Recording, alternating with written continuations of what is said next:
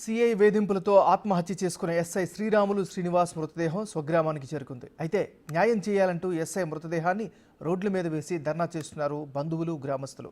ఇబ్బందులకు గురి చేసిన అధికారులను సస్పెండ్ చేసి అరెస్టు చేయాలని డిమాండ్ చేస్తున్నారు.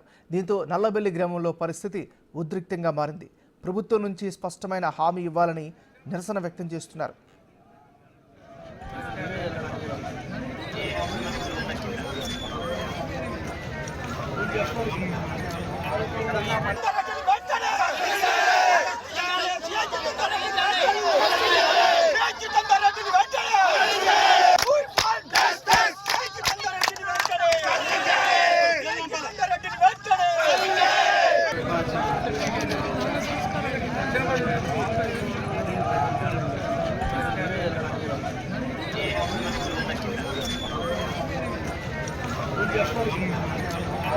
Thank you.